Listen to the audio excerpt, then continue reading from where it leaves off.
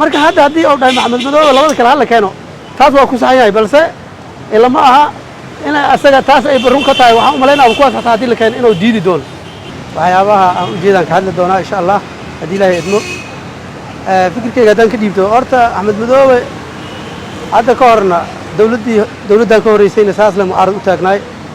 haddana weli mucaarad uu taagan yahay macnaha waxaa la rabaa ninka haddiiba uu wadani yahay waxaa la rabaa dowlad mid hadday xumaato midda kale ma xumaato haddii tii hore ay xumeed tan ma xumaa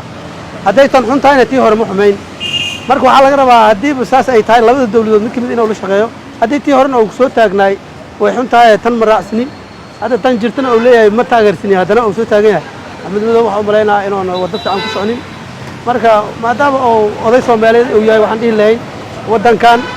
kolley xilli xun oo ku jiraa asagaaba waddankan burbursanoo kor laga haysto sidaan aragno asagana inoon uu sii darin ayaan ku dari lahay okay doorasho qof iyo cod ayay maamul goboleedyada ku heshiiyeen markii laga reebo asiga oo diidan doorasho qof iyo cod horta inkastoo aniga hadda qurbaan weligay tagin oo aan ka hadli karin oo waddankan layn ku noolaay ilaa burburkii ilaa hadda saasay tahay haddana doorasho qof iyo cod meel ay ka qabsamayso horta ma ekabo dowladda laftirkeeda hadda doorasho qof inay qabanayso ilama aha waayo hadday qabanayso waddanka kale barba macnaha waa la isku haystaa maamulyada goboleedyada laftirkood qaar ka mid ah way gadoodsan yihiin marka waxaan dhihi lahay madaxda dalka ama maamul goboleed ha ahaado ama madaxweynaha qaranka dalka hadda jooga ha ahaado waxaan dhihi lahay baarlamaanka ku jiro waddanka inay sidaan u dhaamaan oo waddankan meel fiican ay ku hagaan si ummadda soomaaliyeed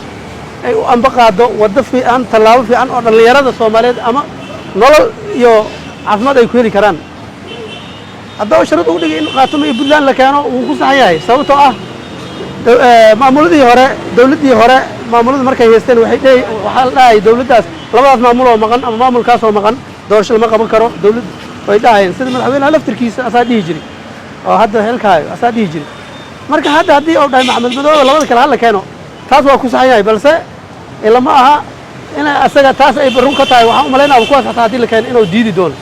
caynul caafiya hosbital waxa uu kaa daweynayaa xanuunka baabasiirka ma dareemaysaa dhabar xanuun caajis joogta ah cuncun dhanka hoosa saxaradoo kugu adag iyo hamiyari dhanka gogosha haddaba iskaga ciribtira xanuunka baabasiirka muddo ka yar 15 maalin adigoona wax qalliina lagugu samayn wixii faahfaahina kala xiriir telefoonada kala eberli halhal 37 37 83 ama eberli halhal 37 37 86 ama lambarka gaaban ee 3 7 7 7